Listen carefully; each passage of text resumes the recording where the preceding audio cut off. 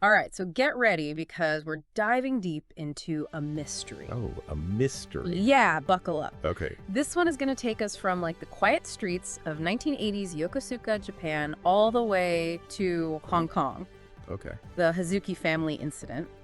Right. And you've given us a lot to unpack here. Excerpts from various documents and 3 audio timelines Okay. that chronicle this whole captivating story. It's a lot. Yeah, think of it like we're piecing together a Yep. puzzle Okay. with whispers from the past. I like that. Yeah, Yeah, it is kind of like that. yeah, It is really fascinating how these different sources, documents, audio timelines, right. they all come together and they create this, like, surprisingly cohesive Yeah. narrative. Okay, I believe you that. really get a sense of how deep this world is Uh-huh. and the web of relationships and the Right. history behind it. Yeah, definitely not a straightforward murder. No, not at all. So, okay, Yeah. let's set the stage. We're introduced to Ryo Hazuki, 18-year-old martial artist, comes home one snowy afternoon, Uh-huh.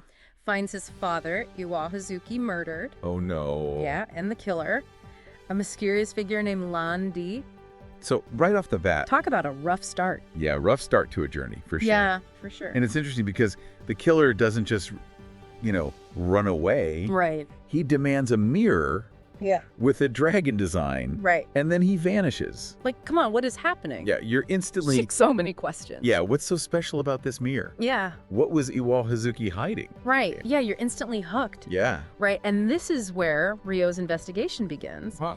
He dives into this mystery headfirst, Yeah, okay. talking to everyone, combing through every single little detail. Determined. Oh yeah, trying to piece it all together. I mean, you've played the game, so you know that Yeah. Yokosuka itself is almost a character. Oh, totally. For it's presented in the game. Right. You really get this sense of place, this community steeped in martial arts and tradition. It's really brilliant. Yeah, and Ryo, with his strong sense of honor and loyalty, you can tell he's a product of that environment. Absolutely. Yeah. But shaped by it. It's like every corner holds a potential clue. Uh-huh. Like even just grabbing a hot dog from Tom, Yeah. bumping into classmates, Yeah. observing like the townspeople. Got the routines. Yeah, it all reveals like crucial pieces of information. It really reinforces the idea that in Yokosuka, everyone is connected. Right. So even the smallest thing could be important. Yeah. Could be a clue. A clue. Yeah. And he's not alone in this either. No. Fukusan, the loyal caretaker of the Hazuki residence. Right. Nozomi Harasaki. Yeah. Always there to help. Ryo's friend. Yeah. Supportive. Always there for him. Mm-hmm. They, along with other friends and mentors, Yeah. they offer support and guidance as he's navigating this Mhm. investigation. It's interesting because it's not the typical lone wolf detective story. Yeah. Right. It's about Ryo's relationships, the Totally. community he relies Yeah. on. It's a huge part of his journey. Yeah. And then there's this mysterious letter that arrives after Iwa's death. Ooh, a letter. Yeah, addressed to Ryo's father, Okay. and it's signed by Zu Yuanda. Zuyanda. Yeah. Okay. And this name immediately piques Ryo's curiosity. I mean, imagine getting a letter like that Right. out of the blue from someone you've never heard of, Yeah. connected to your father's past. Mm-hmm. It's like a key unlocking a whole other part of the mystery. Yeah. Yeah. Totally. And that's not the only challenge Ryo faces. Oh, no. He runs into trouble with the Mad Angels. Oh, the Mad Angels? Yeah, local gang. Right. But they seem to have ties to something. Yeah, they're connected to something big. Bigger and darker. Yeah, for sure. Remember your first encounter with them? Oh, yeah. Intimidating. Very intimidating, especially Yeah. for someone like Ryo who's still figuring things out. Right. That encounter is a great example of how the game uses pacing and atmosphere Yeah. to build tension. Oh, for sure. It's not just about the fight, it's that feeling of being outnumbered, Right. facing something really sinister, Yeah. way more than just a street gang. Totally. And then there's Charlie, a broker with underworld connections. Yeah. Initially, he's reluctant to help, Yeah. but eventually he provides some insights. No. Sadly, though, even he ends up betrayed and attacked. Whoa. It's a harsh reminder Yeah. that Ryo's getting closer to something dangerous, Right. something that people are willing to kill to protect. Yeah, and it makes you think about what is Ryo willing to do Right. to find the truth. Yeah. He's constantly being warned about the danger, Right. but he keeps going. He's so determined. Yeah, his determination is growing. Yeah. Almost like he's becoming obsessed Yeah. Where is that line between justice and revenge? Yeah. Yeah, interesting. And he has these aha moments during his investigation. Uh-huh. Like when he discovers his father's Bajikwan manual, Oh, right. suddenly Ryo Hazuki is more than just a dojo master. It's true in Shenmue, you have to pay attention Yeah. in every detail. Right. The game rewards your curiosity. Yes. You have to piece together the mystery just like Ryo. Yeah. And that manual, it's not just about gameplay. Right. It's a revelation about Iwao, Totally. hinting at a hidden history, Yeah. maybe connected to his death. And remember, Ryo isn't just looking for answers about the murder. Right. He's also uncovering these hidden truths about his family. Yeah, It's a journey of self-discovery. absolutely. As much as it is a quest for vengeance. Exactly. And as he dives deeper, we get to the heart of it all. Okay.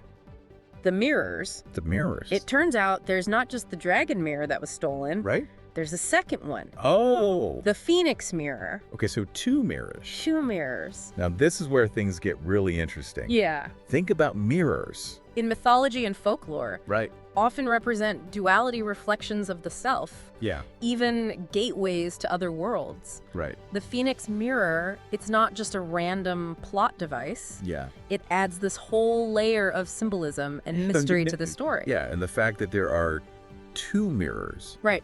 with their own unique power and history, Yeah. it raises the stakes. Oh, yeah. It hints at this larger conflict, Mm-hmm. a battle Yeah. that we're only just beginning to understand. And then we have Master Chen, Master a Chief. respected figure in the Chinese community. Right. Seems to know more about Lan Di and the Cheyu men than he's letting on. Yeah, the Chiyu men, Yeah. they're not just some random criminals. Right. They have deep roots in Chinese history and mythology Right. associated with rebellion warfare, Okay. even ancient mystical practices. Oh, wow. This knowledge adds a whole new dimension to the story, Yeah.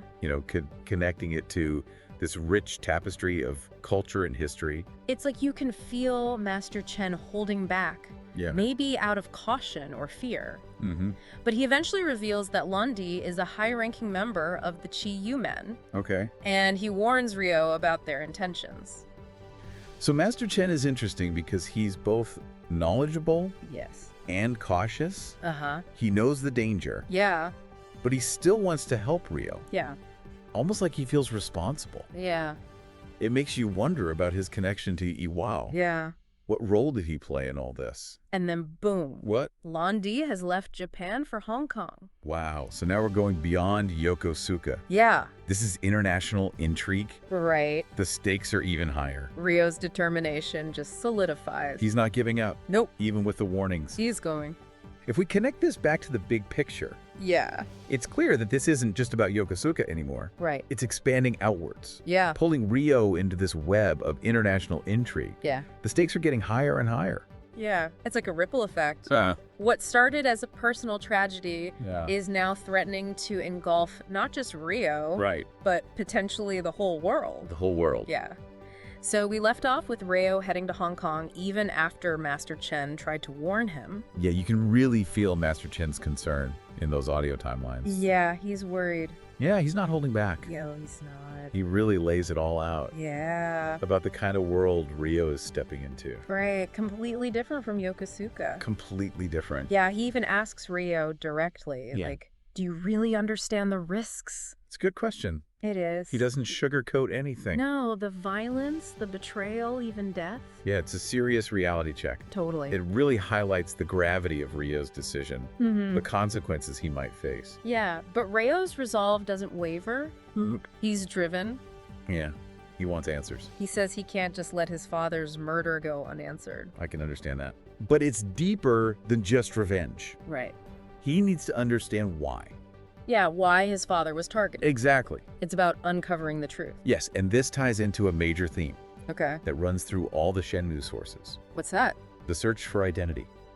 Oh, interesting. You see it everywhere Okay. in how Ryo interacts with the world, Yeah. how he investigates, Mm-hmm. how he connects with people. Okay. He's not just chasing a killer. Right. He's trying to understand who his father was Yeah. and ultimately who he himself is meant to be. So he's searching for himself, too. Exactly. It's a journey of self-discovery. You can tell Master Chen sees that. Yeah, I think so. There's a sense of understanding there. Definitely. Even as he's expressing those reservations. And then he drops another bombshell. Oh boy, what now? Ryo's father Yeah. was involved in something Okay. that brought a mirror from China to Japan. A mirror. Okay. Something that likely connects to his death. So there's more to the story. Oh yeah, much more.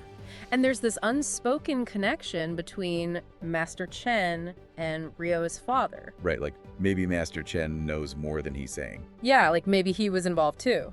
It's possible. It makes you question his motives. Definitely adds a layer of mystery. And then he reveals that the dragon mirror isn't the only one. The Phoenix mirror. The Phoenix mirror? 2 mirrors? 2 mirrors, each with their own power, their own history. And people want them. Oh yeah, and the prophecy suggests that when they're brought together, Yeah. they could unleash something catastrophic. Like what? A legendary monster Oh no. that devours everything. That's terrifying. It's like this primal fear. Yeah. This idea of something so powerful Right. that it could destroy everything. So now Ryo has 2 goals. Right. Find Landai and find the Phoenix mirror. Before it's too late. Before it falls into the wrong hands. Exactly, and this is where we see Ryo's methodical nature. Remember all those clues he was collecting in Yokosuka? Right. Well, one of them Yeah. leads him straight to the Phoenix mirror. Hold on, wait a minute. I'm starting to see a connection with Yeah. that family crest. Yes. Didn't we see that somewhere before? You're on to something. Okay. This is crazy. It's those little details. Yeah. They become crucial. Like puzzle pieces. Exactly. It's classic Shenmue. Rewarding you for paying attention. It encourages you to be a part of the story. Yeah. To look for those clues. I love that. Me too. So Ryo remembers that his father gave some items to an antique shop, Right. and he goes to investigate. Of course. And guess what? Yeah. Hidden among all the antiques is the Phoenix mirror. Wow. Hidden in plain sight. I know, it's brilliant. It really is. The game rewards you for exploring and observing. Exactly. And it reminds you Yeah. that sometimes the answers are in the most unexpected places. Yeah. But finding the Phoenix mirror only leads to more questions. So many questions. Like, why did Iwa hide it? right. Did he know about its power? How did Landai even know about the dragon mirror? Right. These are the questions that keep you hooked. Oh, yeah. They drive the narrative forward. It's like peeling back the layers of an onion. Each answer leads to more mystery. Exactly. And then we learn something else Okay. about Master Chen. What's that? He's not just a harmless old man. Okay. He's a member of a powerful organization Whoa. called Koshu. Koshu. Now things are getting really interesting. I know, right? We're in a world of secret societies. I mean, hidden agendas. Yeah, and Koshu is involved in some shady stuff. Yeah. Like smuggling Chinese martial arts artifacts. Ugh. It makes you wonder about Master Chen. For sure. Is he really trying to help Ryo? Or is there something else going on? Right, it adds a whole new layer of complexity to their relationship. Yeah. And then on top of all that, What? the Mad Angels? The Mad Angels, they're back. They're not just a local gang. What? They're part of something much bigger. Okay, so they were connected to something bigger all along. They were. Wow. And their leader seems to have ties to Landai. So they're working together. It seems that way. Ryo is up against a lot. He is. It's a dangerous world. A dangerous world where you can't trust anyone. It's a good thing Ryo's martial arts skills are improving. It is throughout the audio timelines. Yeah. You hear those snippets of his training. Yeah. Like, you are still not enough. Yeah. He needs to get stronger If he wants to survive this. to survive. And remember those quick time events in the game? Oh, yeah. Those aren't just gameplay. They're a reflection of his training, Yeah. his growing mastery of martial arts. And it's not just physical strength, it's Right. about mental discipline, Focus. adaptability. And then there's Kosuke, Mhm. a member of Koshu Right. who becomes Ryo's bodyguard. Imagine that. Yeah. The guy you're relying on for guidance Yeah. is part of a secret organization, Right. and now they've assigned you a bodyguard. From that same organization. Yeah. It's a lot to Yes. process. So much distrust. It's like you can't trust anyone. Nope. But Kosuke is interesting. Yeah. He's there to protect Ryo. Okay. But he also offers insights Okay. into the world of martial arts Mm-hmm. and the dangers ahead. It's still unsettling, though, knowing you can't fully trust anyone. It speaks to the complexity of the story, Yeah. the moral ambiguity. Right. It's not always clear. Who's good and who's bad. Exactly. So Ryo is heading to Hong Kong Right. with the Phoenix Mirror, A mysterious prophecy a bodyguard he's not sure he can trust. and a whole lot of questions. He's in way over his head. He is, but there's no turning back now. No turning back. Okay, so we followed Ryo from Yokosuka all the way to Hong Kong. Yeah. He's searching for Landai, he's got the Phoenix Mirror, and a whole lot of questions. What happens next? Well, Hong Kong, it's not just a change of scenery. It's Right. like a whole different world. Yeah. The energy, the atmosphere, the danger, everything intensifies. It's a lot to take in. Remember how detailed Yokosuka was? Yeah. Hong Kong is even more so. It's almost overwhelming. Almost you can feel the humidity. Yeah. Smell the street food, hear all the sounds. It's like sensory overload. It is, but in a good way. In a good way. Yeah. The sources describe it as both vibrant and dangerous. Yeah. A place where old traditions clash with the modern world. And Ryo's definitely out of his element. Oh yeah, he's a fish out of water. And he's facing some serious threats. Yeah, those audio timelines. Yeah. They hint at chases through the streets, underground fighting rings, Oh, yeah. encounters with some shady characters. Yikes. Hong Kong is a melting pot, Right. and that includes the criminal underworld. So it's not just the Chiyu men. Like triads, smugglers, gangs, they're all there. Ryo's in over his head. He's getting tangled up in something very complex. But he's not totally alone, right? Right, that letter from Zuyuanda, Yeah. remember? Yeah. He's connected to Master Chen, Wait, what? the man who sent that letter. Yeah. The one who seems to hold the key to Ryo's past. Yeah. He's ready to help. Wow, it's like a lifeline. It is. Zuyuanda becomes a guiding voice, Yeah. offering advice and support. From afar? From afar, he understands the danger, Yeah. the significance of the prophecy. And he's willing to help. He even risks his own reputation. He also gives Ryo some important information. Yeah, about the Chiyu men, Right, we talked about their history and mythology. it goes deeper than that. Deeper. They're not just criminals. Okay. They're an ancient sect A sect. with powerful connections in China and Japan. Oh, wow. Their roots go back centuries, So they've been around for a long time. a long time. It's like the story just got way bigger. It's not about personal revenge anymore. Right. It's about a struggle for power. That's been going on for centuries. Exactly. And it makes you wonder, Yeah. where does Ryo fit into all this? Right. What's his role? The prophecy mentions the one who crosses the sea from the eastern country. That's right. It's definitely him. But what does it mean? We don't know yet. It's a mystery. But throughout all this, you can see Ryo struggling. Yeah. He's pushing himself to his limits. Put yourself in his shoes. Okay. You've lost your father. Right. You're in a foreign land. Yeah. You're facing dangerous enemies. Mhm. And you're starting to realize your destiny is tied to something much bigger. That's a lot. You can hear it in his internal monologues, Yeah. in those audio timelines. He's questioning everything. Yeah, his strength, his motivation. Understanding of his father. It's a coming-of-age story. With really high stakes. Really high stake. Really high stakes. And then there's Shenhua. Shenhua. She's only mentioned briefly. But she's important. How so? There's a connection between her and Ryo. A connection. And the prophecy. Remember that song? Yeah, the one about a beautiful world filled with light. And a promise to illuminate each other. Yeah. It's beautiful but cryptic. It adds a layer of romance and destiny. Okay, so we've got this epic story. Yeah. Ancient struggles for power. A young man on a journey. And a mysterious girl. Where does it all lead? That's the thing about Shenmue. Yeah. It leaves you wanting more. We see Ryo grow. He makes new allies. He uncovers secrets. But the Hong Kong section ends on a cliffhanger. A cliffhanger. The journey isn't over. It's just beginning. It's just the beginning. So what are the big takeaways from this deep dive? Well, first, Shenmue is more than just a game. Okay. It's an experience. It's an experience. It blends genre. Yeah, action, adventure, mystery. Even a little romance. Yeah, it keeps you guessing. It subverts expectations. Keeps you on the edge of your seat. And second, it explores universal themes. Yeah. Loss, vengeance, identity. It's all there. It feels both personal and epic. Yeah. You see Ryo dealing with his father's death. His desire for revenge. His own journey of self-discovery. And it's relatable. It is, even though the story is so extraordinary. You want to root for him. Yeah, even when he makes mistakes. Even when he messes up. And lastly, Shenmue leaves a lasting impression. It does. That open ending. It's intentional. It makes you think. It makes you wonder what happens next. Yeah, it's a story that stays with you. It does. It makes you think about destiny, About choices. about how everything is connected. Yeah, this deep dive has just scratched the surface. It has.